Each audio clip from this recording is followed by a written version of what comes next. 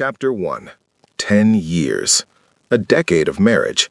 And I'm standing in the doorway of my own penthouse, holding a bottle of 1982 Chateau Margaux, the same vintage we drank on our wedding night, watching my husband on our bed with his assistant on our anniversary. They haven't noticed me yet. The bedroom door is half open, just enough. Javier's head is thrown back, that expression I used to think was reserved for me alone, and that boy, because that's what he is, 23, fresh out of business school, that boy has his hands all over my husband like he owns him. I should feel something, shouldn't I? Rage, betrayal, heartbreak. That's what happens in the stories. The wronged spouse screams, throws things, makes a scene. But as I stand here, ice cold despite the summer heat, all I feel is clarity. The wine bottle is cool against my palm. $12,000. I bought it 3 months ago, the moment I started planning tonight's surprise.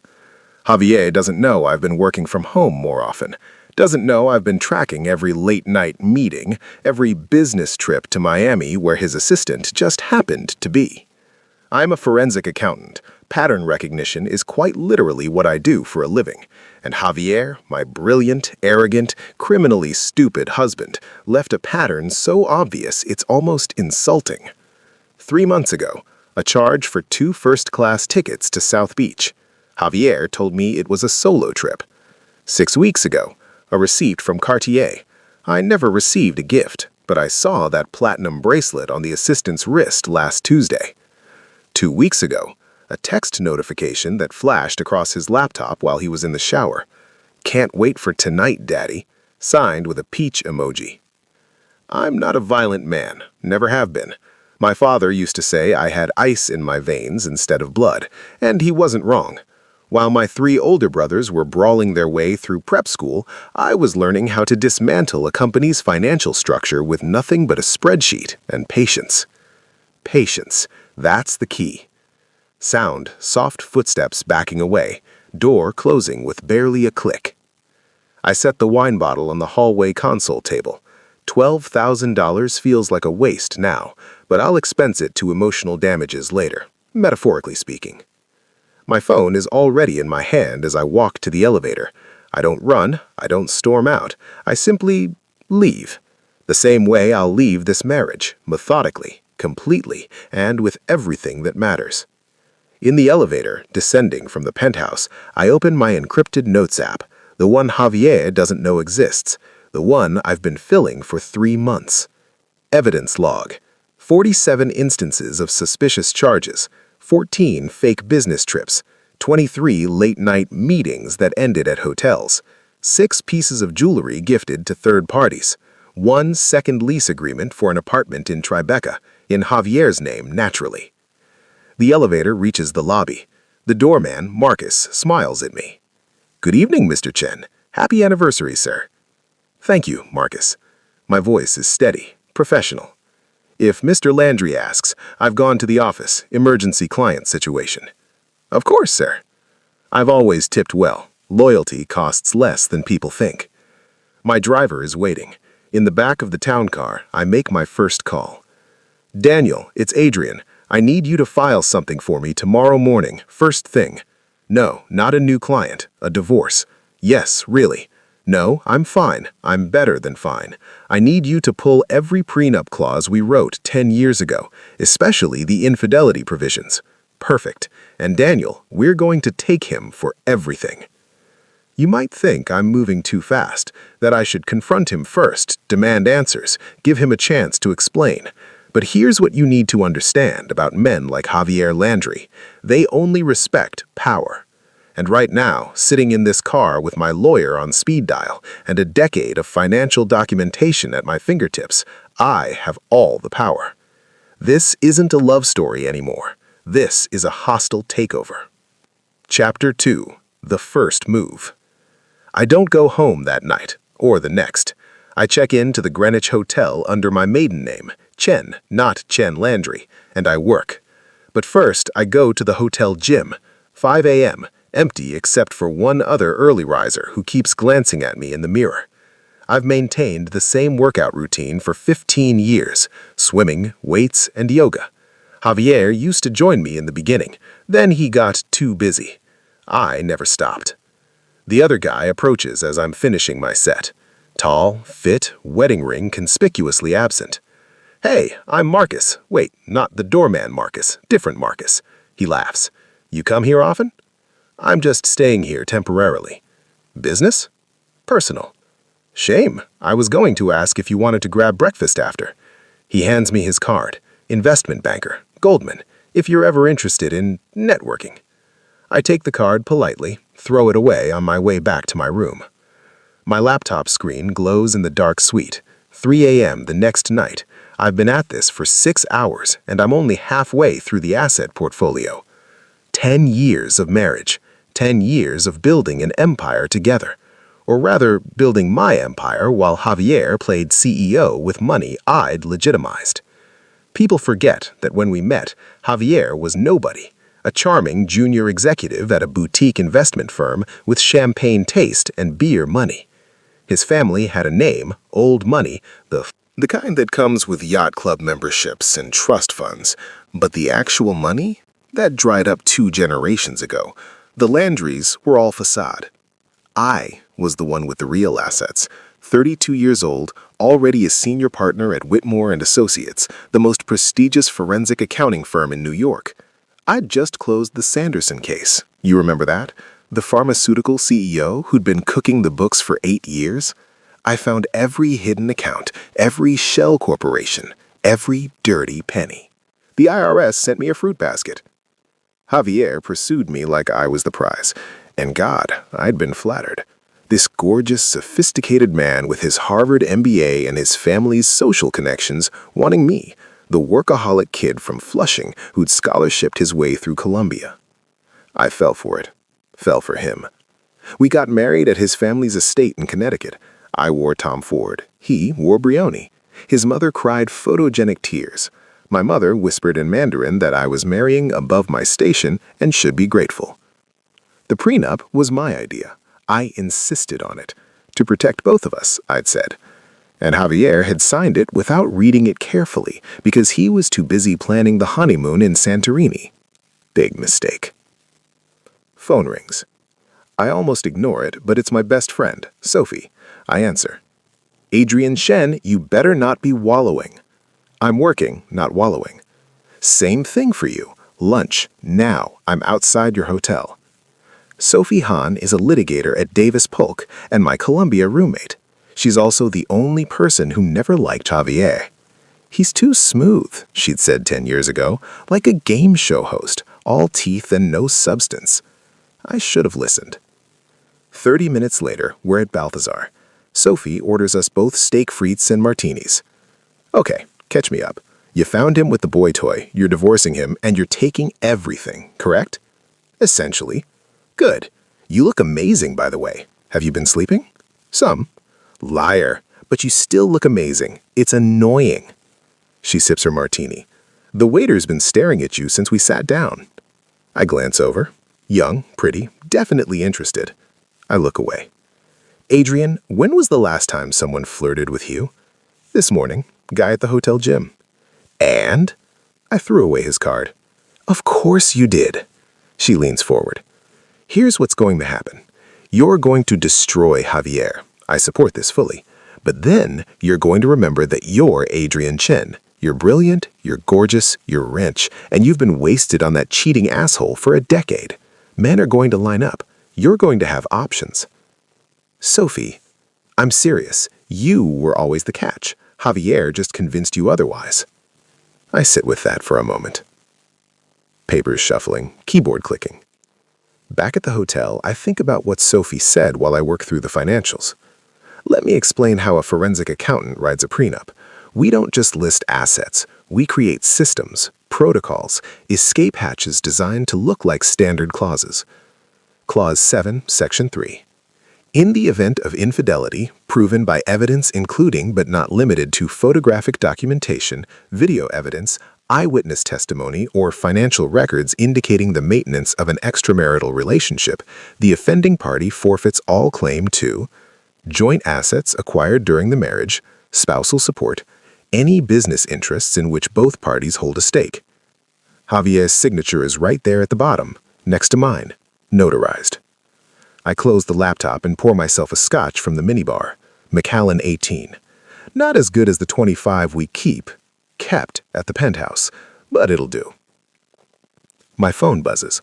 Javier. Where are you? Adrian, this isn't funny. We need to talk about the Singapore deal. Morrison is asking questions. Call me back now.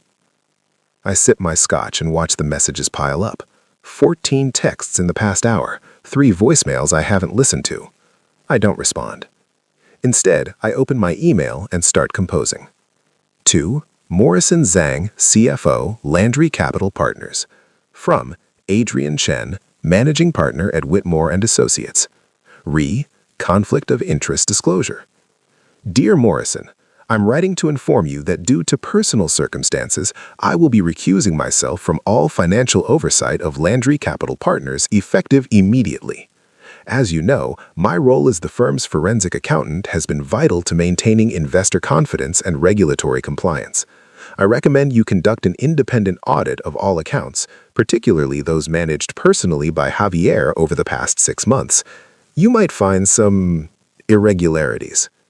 I've copied the board on this email. Best regards, Adrian Chen. I hit send before I can second-guess myself. Landry Capital Partners, Javier's company. Except it's not really his company, is it? I'm the one who found the investors. I'm the one who structured the deals. I'm the one who personally guaranteed half the loans when the banks wouldn't touch Javier's name alone. And I'm the one who's about to pull the foundation out from under it. My phone rings. Javier. I decline the call. It rings again. Decline. On the 3rd attempt, I answer. Adrian, what the hell? Good morning, Javier. My voice is pleasant, mild. How was your evening? Silence.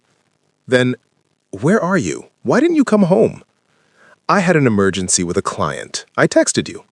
I didn't, but he won't remember. He never pays attention to my work. Morrison just forwarded me an email. What is this about recusing yourself? We have the Singapore deal closing in 2 weeks. I'm aware, and I'm sure you'll manage it beautifully. I pause. You and your assistant have been working so closely lately. I'm sure he can help you with the due diligence. Another pause. Longer this time. Adrian, what's going on? Nothing at all. I simply think it's time I focused on my own career rather than propping up yours. Professional boundaries and all that. We'll talk about this when you get home. I'm not coming home, Javier. I'm staying at a hotel. What hotel? I'll come to you. No. Adrian, I hang up. The thing about revenge is that it's not a sprint, it's a marathon. And I've been training for this race since the moment I saw that receipt from Cartier. Javier is panicking now. I can hear it in his voice, that edge of fear beneath the arrogance. But he doesn't know what he should really be afraid of. He thinks this is about hurt feelings, about a marriage falling apart. He has no idea I'm about to dismantle his entire life. Chapter 3. By Friday morning, Javier's world is already showing cracks. I'm sitting in my office at Whitmore & Associates, my real office, the one with my name on the door and my degrees on the wall, when my assistant Priya brings me coffee in the morning news. You've seen the Bloomberg article, she asks. I haven't. I've been deliberately offline since yesterday. Show me. She hands me her tablet. The headline reads, Landry Capital Partners under scrutiny after accountant withdrawal. The article is professional, factual. It mentions my 20-year career, my impeccable reputation, my sudden recusal from LCP's accounts. It quotes unnamed sources close to the firm expressing concern about potential financial irregularities. Those unnamed sources are the 3 board members I had drinks with on Wednesday, the ones who've been quietly nervous about Javier's aggressive expansion strategy and his tendency to make decisions without consulting the CFO. There's more, Priya says. Landry's been calling every hour. He showed up at reception this morning. Did you tell him I was here? I told him he was in meetings all day and couldn't be disturbed. He tried to push past security. She smirks. Marcus from the front desk personally escorted him out. She pauses, then adds, Also, you have 17 meeting requests. Half are new clients, the other half are, well, they're technically meeting requests, but the emails are pretty obviously asking you out. Delete them. Even the one from the neurosurgeon at Mount Sinai. He's very handsome. I looked him up. Especially that one. You're no fun. But she's smiling. For what it's worth, the partners have been talking. They think you're handling this with incredible grace. Thompson said you're the best advertisement for the firm he's ever seen. Brilliant, principled, and apparently immune to emotional compromise. I'm not immune. I'm focused. Same thing. She sets down a stack of mail. Oh, and someone sent you flowers. They're at my desk. Should I bring them in? Who from? The card just says, dinner sometime. David. No last name. I don't know a David. Partner at Sullivan and Cromwell. He was at the Legal Aid Gala last month. You talked about the Sanderson case. I vaguely remember. Handsome, smart, kept making excuses to extend the conversation. Put them in the break room. Priya laughs. You're going to have to start dating eventually. I'm in the middle of a divorce. A divorce you're winning spectacularly. Live a little, Adrian. Good old Marcus. I'll send him a bonus. My phone buzzes with a calendar reminder. 2 p.m., deposition preparation with Daniel. Right, the divorce. Daniel Kim is the best matrimonial attorney in Manhattan. He's also my former Columbia Law School roommate and the only person I told about Javier's affair before I decided to burn everything down. His office is in Midtown, all glass and steel and expensive art. He greets me with a hug and a grim smile. I've reviewed your prenup, he says behind his desk. Adrian, this is the most beautiful piece of legal architecture I've ever seen. Did you really write this yourself? I had help from Whittemore's legal team, but yes, the financial clauses are mine. It's a work of art.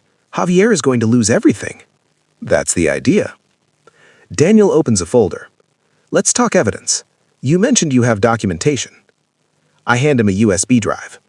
3 months of surveillance, financial records, text messages I recovered from our shared cloud account, photos, video. He plugs it in, scrolls through. His eyebrows rise. Video? Adrian, you didn't. I have a nanny cam in the bedroom for security purposes. It's been there for 3 years, fully legal. I own the property. I pause. Javier signed a disclosure when I installed it. He forgot. Daniel laughs. Actually laughs. You're terrifying, you know that? I'm thorough. We'll file on Monday. New York is no fault, but the prenup makes fault relevant for asset division. With this evidence, we could argue for full enforcement of the infidelity clause. How long until this is over? With his resources, he could drag it out for a year. But Adrian, Daniel leans forward, he doesn't have resources, not really. You know where his money comes from. I do. I know exactly where Javier's money comes from. It comes from me. The penthouse? I bought it. My inheritance from my grandfather, the one who built a textile empire in Hong Kong. Title is in my name only. The cars? Leased through my corporate account. His stake in Landry Capital Partners? Funded by a loan from my personal trust. A loan that, according to the terms I wrote, becomes immediately callable if we divorce. Javier has his salary, his family name, and a crumbling investment firm that's about to lose its biggest client. Me. There's something else, I say. I want you to file an emergency motion to freeze joint accounts. All of them. On what grounds? Dissipation of marital assets. I have proof he's been transferring money to hidden accounts, probably planning to hide assets before I could file. Daniel's expression sharpens. Do you actually have proof of that?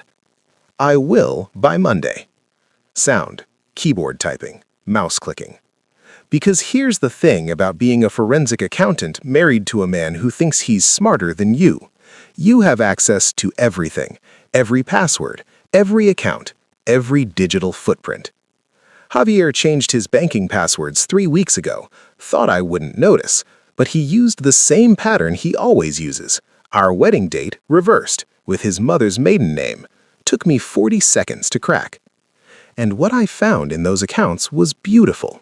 $340,000 transferred to a Cayman Islands LLC over the past 6 months. An LLC with Javier's assistant listed as the registered agent.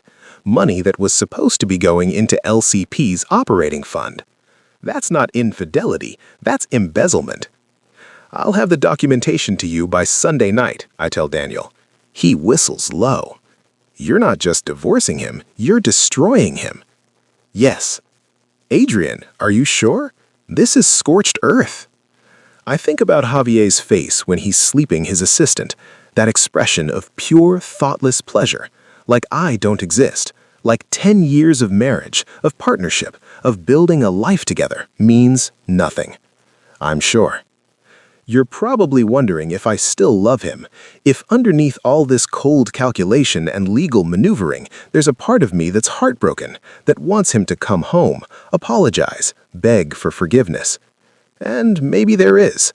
Maybe there's a small, stupid part of me that remembers the man I married, the one who made me laugh, who held me through my father's funeral, who said I was the smartest person he'd ever met.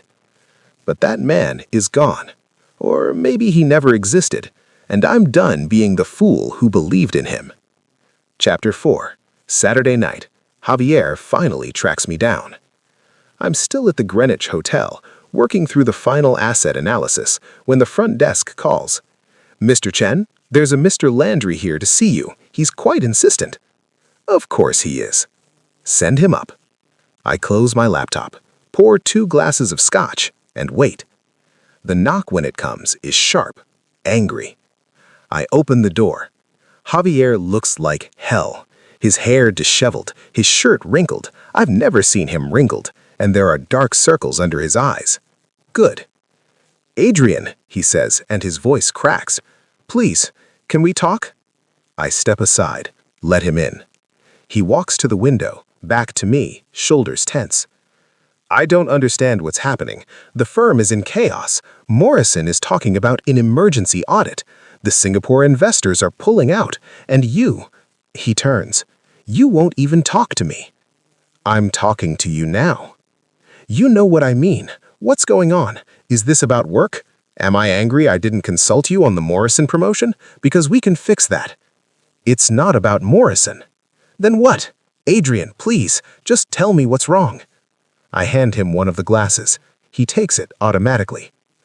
How long have you been sleeping with your assistant?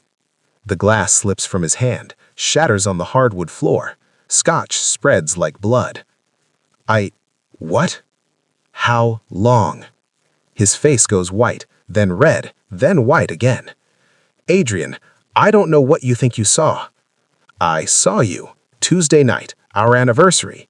I came home early to surprise you. You were in our bed with him. Silence. And before you try to lie, I continue, my voice perfectly level. I have 3 months of financial records showing you've been maintaining him. The Tribeca apartment, the jewelry, the trips to Miami. I have text messages. I have video footage from our security camera. I have everything, Javier. He sits down hard on the sofa.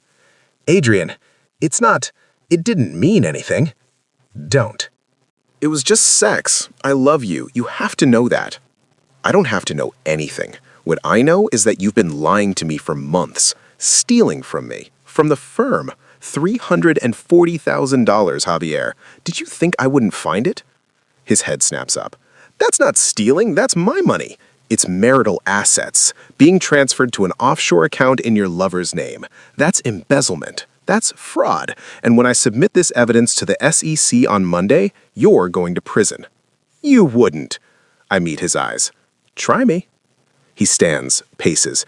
Adrian, please, I made a mistake. I messed up, but we can fix this. We love each other. 10 years, baby. That has to mean something.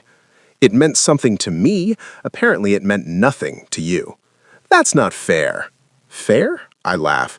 It's not a nice sound. You want to talk about fair? I made you, Javier. You were nobody when we met. A failed executive with a famous last name and an empty bank account. I'm the one who funded your company. I'm the one who brought in investors. I'm the one who worked 18-hour days to legitimize every deal while you played CEO. That's not true. Landry Capital Partners exists because of me. Your lifestyle exists because of me. That penthouse, those cars, those vacations to the Maldives, all of it came from my money, my work, and you repaid me by sleeping with him in our bed. His face twists. You think you're so perfect, don't you? So controlled, so superior. You were boring, Adrian. You were always working, always focused on the next case, the next deal. You never had time for me. I was building our life. You were building your life. I was just an accessory, the pretty husband who looked good at galas. Is that what you tell yourself? That you cheated because I was boring? I step closer. Here's the truth, Javier. You cheated because you're weak, because you need constant validation, because you couldn't stand that I was smarter than you, more successful than you, more respected than you.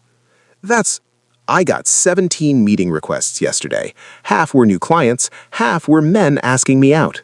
Do you know how many I've gotten since news of our divorce broke? 43. 43 men, lawyers, doctors, executives, entrepreneurs, all suddenly very interested in dinner with Adrian Chen. His face goes pale. You know what I realized? I continue. I was never boring. I was just bored. Bored of carrying you. Bored of pretending your accomplishments mattered when they were all built on my foundation. Bored of being the invisible partner while you played the charming CEO. Adrian, I didn't cheat because I wasn't enough. You cheated because you knew you'd never be enough for me. And rather than rise to meet me, you found someone who'd worship you for scraps. He's not a child. He's 23. He understands me in ways you never did. The words hang between us like a slap. Javier's face crumples. I didn't mean that.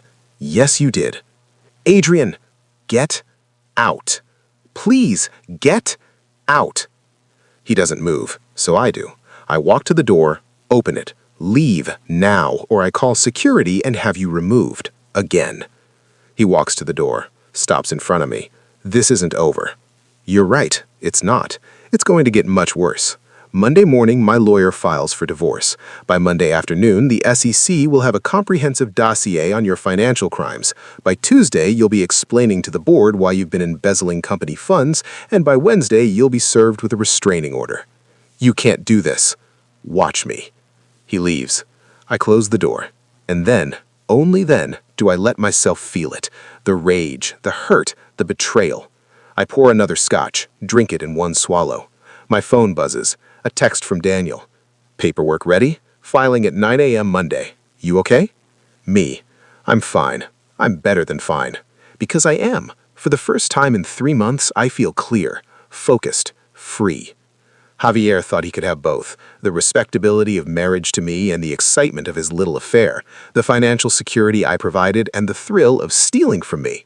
He thought I'd never find out, or that if I did, I'd be too in love, too invested, too desperate to keep our perfect life together to do anything about it. He was wrong. Monday morning is going to be spectacular. The divorce filing alone will be enough to tank what's left of Landry Capital Partners' reputation. But I'm not stopping there. I'm going to make sure everyone knows exactly what kind of man Javier Landry is. Not through gossip or scandal, I'm classier than that, through documentation, through evidence, through the cold, hard facts that will follow him for the rest of his career. This is what happens when you underestimate the quiet one. Chapter 5. Monday, 9 a.m. Daniel files the divorce papers at the New York County Courthouse. Monday, 9:47 a.m. The first news alert goes out. Forensic accountant Adrian Chen files for divorce from investment firm CEO. Monday, 10:15 a.m. The SEC receives a comprehensive dossier detailing financial irregularities at Landry Capital Partners. Monday, 11:30 a.m. Javier calls me 14 times. I don't answer. Monday, 1 p.m. I'm sitting in a conference room at Whitmore & Associates when Priya brings me champagne. Morrison Zhang just called, she says. Landry Capital Partners Board voted to suspend Javier pending an investigation. They're appointing Morrison as interim CEO. I accept the champagne. That was fast. Apparently, 3 other board members came forward with concerns once they saw your documentation. Something about unauthorized bonuses and creative accounting. Of course they did. I may have sent them a preview of my findings last week, anonymously, just to plant the seeds. There's more, Priya continues. The Singapore deal is dead. The investors issued a statement saying they can't work with a firm under regulatory investigation. That's $200 million in capital Javier was counting on. Gone. My phone rings. Not Javier this time. It's a number I don't recognize. Adrian Chen? Mr. Chen, this is Tyler Morrison from the Wall Street Journal. I'm writing a story about the Landry Capital Partners situation, and I was hoping to get your comment. No comment. Can you confirm that you filed evidence of embezzlement with the SEC? No comment. Is it true that your divorce filing includes video evidence of Mr. Landry's extramarital affair? I hang up. Within an hour, the WSJ article is online. It's careful, legally vetted, but the implications are clear. Javier Landry is finished. Sound. Phone buzzing repeatedly, news alerts pinging. Tuesday morning, the apartment. I haven't been back to the penthouse since Tuesday night, but it's my apartment, title in my name, mortgage paid from my account, and I need to collect my things. Marcus lets me up with a sympathetic nod. Mr. Landry left this morning, sir, with suitcases. Good. The penthouse is exactly as I left it. That bottle of Chateau Margaux still sits on the console table, unopened. I leave it there. In the bedroom, I pack methodically. Clothes, documents, the wedding photo from my nightstand. I throw that in the trash. My phone rings. Javier. Against my better judgment, I answer. Adrian. His voice is hoarse, broken. Please, I'm begging you, call off the SEC, the board. I'll sign whatever you want, give you whatever you want. Just please. Where's your assistant? What? Tyler? Or is it Taylor? I can never remember. Where is he? Silence. He left you, didn't he? Once the money dried up? Adrian. He was with you for the lifestyle, the apartment, the jewelry, the expensive dinners. Now that you're under investigation, facing criminal charges, watching your company implode, he's gone, isn't he? You don't understand. I understand perfectly. You threw away 10 years of marriage for someone who didn't even have the decency to stand by you when it mattered. How does that feel, Javier? I'm sorry. He's crying now. I can hear it. I love you. I never stopped loving you. You love what I gave you. Security, status, money. You never loved me. If you loved me, you wouldn't have slept with him in our bed.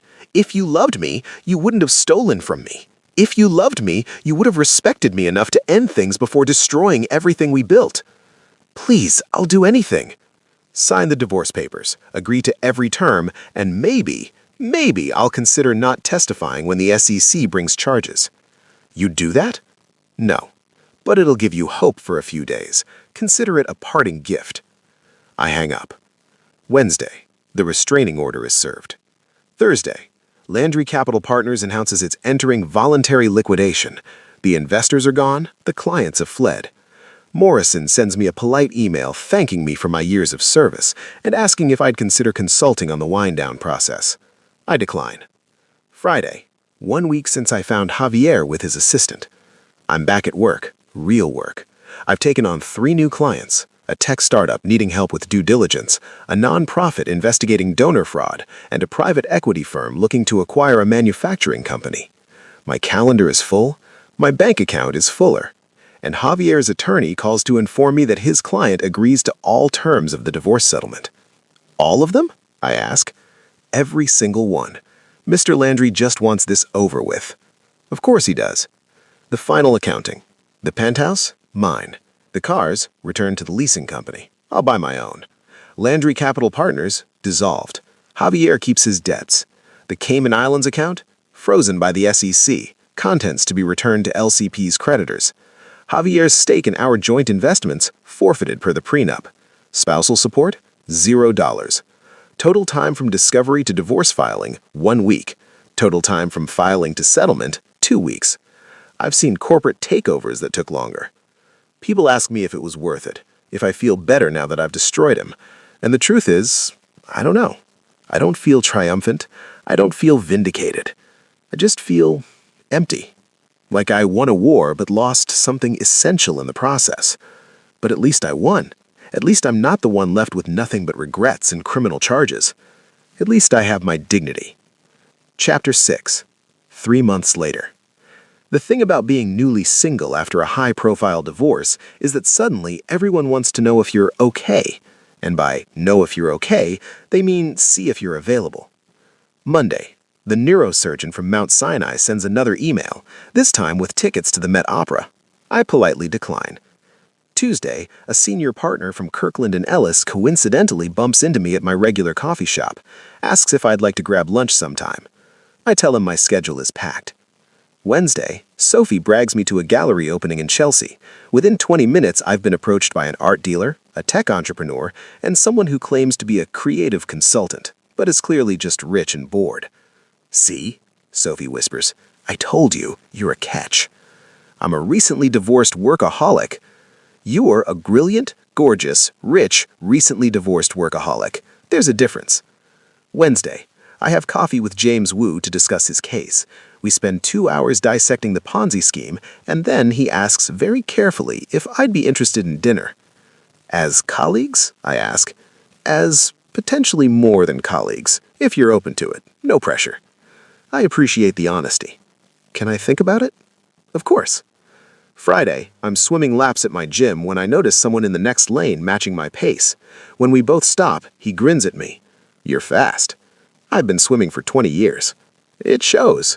He extends a hand. "Ryan, I'm a physician at NYU Langone." "Another doctor. Is there a convention I don't know about?" "Adrian." I know. I saw your Forbes interview. Really impressive work." Pauses. "Look, I know this is forward, but would you be interested in getting a drink sometime?" "I'm not really dating right now." "Fair enough.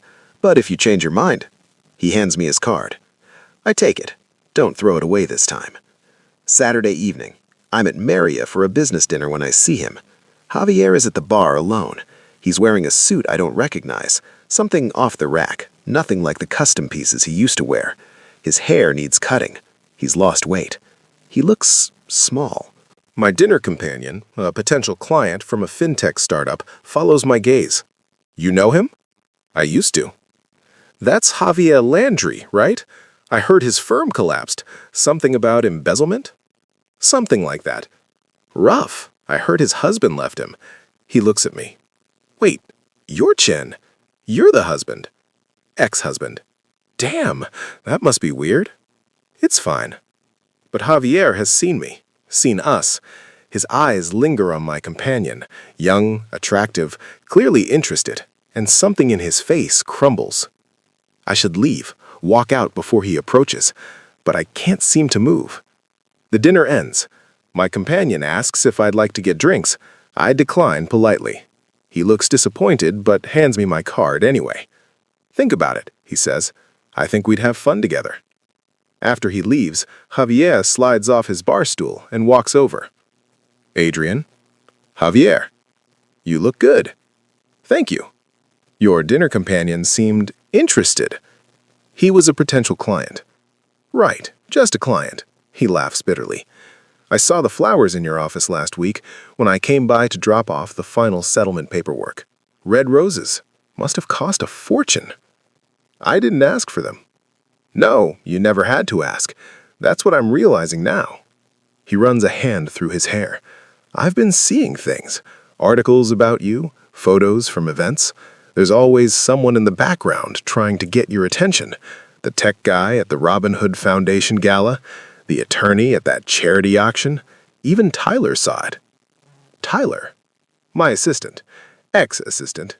He saw your interview on Bloomberg TV. Said you were intimidatingly hot. His exact words." I don't respond. "I used to think I was doing you a favor, dating you, marrying you. Like I was the prize you won, the handsome guy from the good family who saw past your... I don't even know what I thought I was seeing past. Your intelligence? Your success? Your face?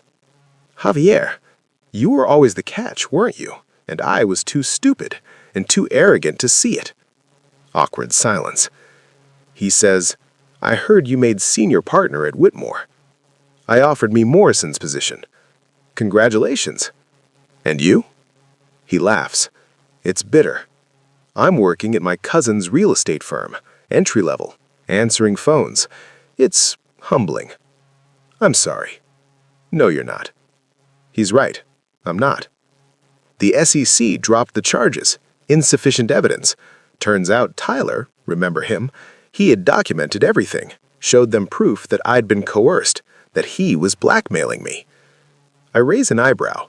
Coerced? It's a lie. But his lawyer was better than mine. He walked. I settled for probation and restitution. How much? $340,000, plus legal fees, plus the settlement from the board. I'm paying it off in installments. Should be done in about 15 years. He looks at me.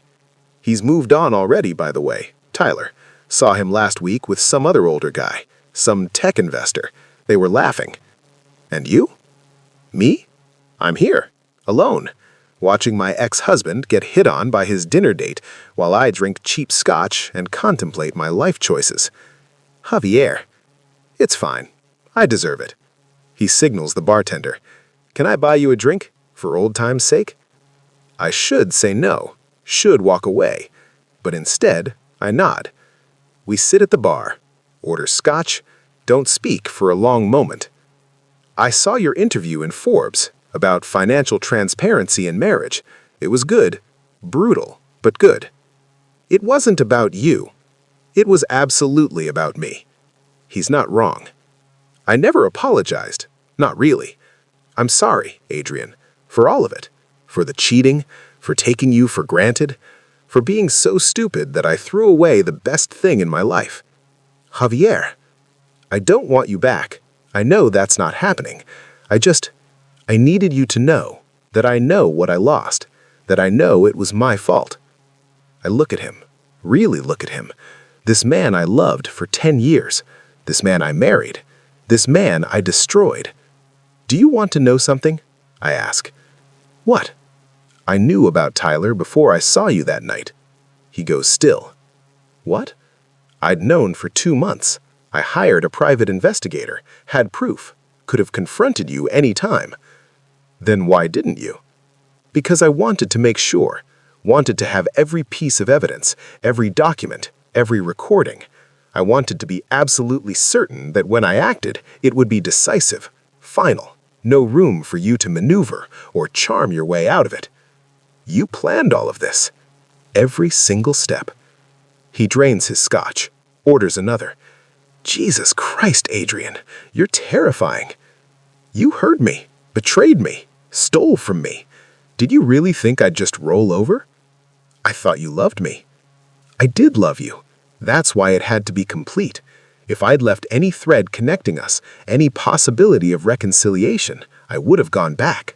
I would have forgiven you. Because that's what you do to me. You make me weak. So you made yourself strong. Yes. He looks at me for a long moment. Do you hate me? I consider the question. No, I don't hate you. I don't think about you anymore. It's cruel, but it's also true. Javier nods slowly, finishes his drink, stands. I really did love you, in my own way. I know. For what it's worth, I'm glad you won. You deserved to win. He leaves cash on the bar and walks out. I sit there for a long time, staring at my untouched scotch. My phone buzzes. A text from Daniel. Divorce finalized. You're officially free. I raise my glass in a solitary toast. To freedom. To victory. To cold, calculated revenge. They say revenge is a dish best served cold. They're right, but what they don't tell you is that cold revenge leaves you cold, too. I won. I destroyed him. I took everything that mattered, and I'd do it all again in a heartbeat. But late at night, when the penthouse is quiet and I'm alone with my victory, I sometimes wonder if I destroyed myself, too. If, in becoming the kind of person who could dismantle a life without flinching, I lost the part of me that could have built something new. Or maybe that's just the scotch talking. Chapter 7. 6 months after the divorce.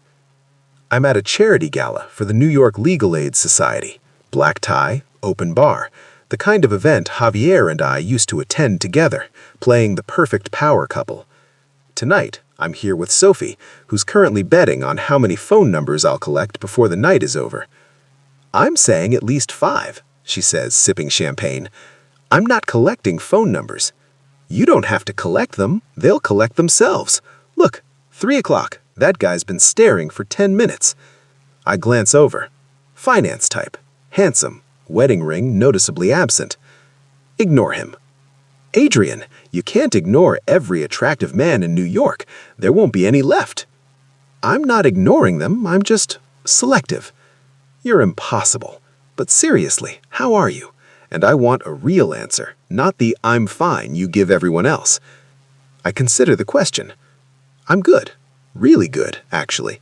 Better than I've been in years. Yeah?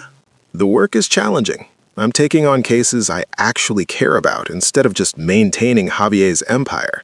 I'm sleeping better, eating better. I even started playing piano again. The Steinway you bought yourself? The very one. Look at you, living your best life. She grins. And the dating situation? What dating situation? Adrian? I'm taking my time, okay? There's no rush. But you have options. I have interest, yes. Interest is an understatement. I saw your office last week. It looked like a florist shop. It's true. The flowers have been persistent. Roses from the neurosurgeon, orchids from David at Sullivan and Cromwell, peonies from someone whose card I honestly can't remember. I've started donating them to the hospital nearby. I'm considering having coffee with James Wu next week, I admit. The cute lawyer with the Ponzi case? He's asked 3 times, very politely, very professionally. I think I owe him at least one actual date. One date you're considering. Meanwhile, you have, what, a dozen men actively pursuing you? I'm not counting. I am. Last count was 17. 17 men who want to take Adrian Chen to dinner. I take a sip of champagne. It's strange, isn't it? I spent 10 years with Javier thinking I was lucky he chose me, that I should be grateful. And now you're remembering that you're Adrian Chen and Javier was the lucky one.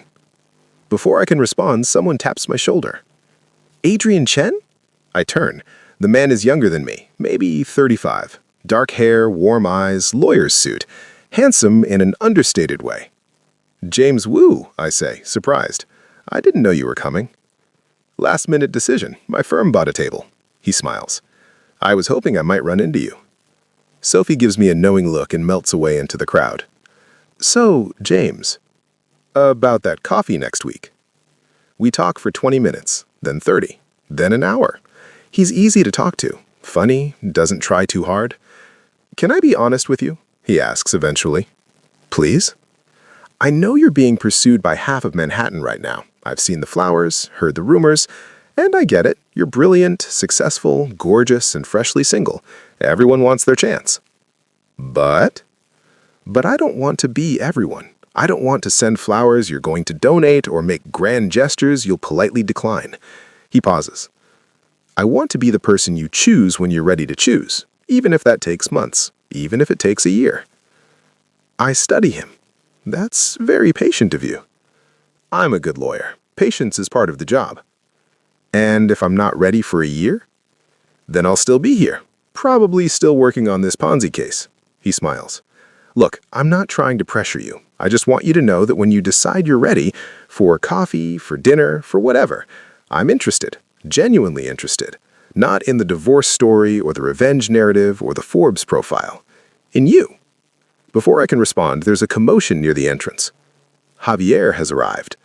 He's with someone, a date, presumably. Young, pretty, trying too hard. They walk in together and I watch Javier's eyes scan the room until they land on me. On me with James. Something flickers across his face. Not jealousy exactly, something sadder.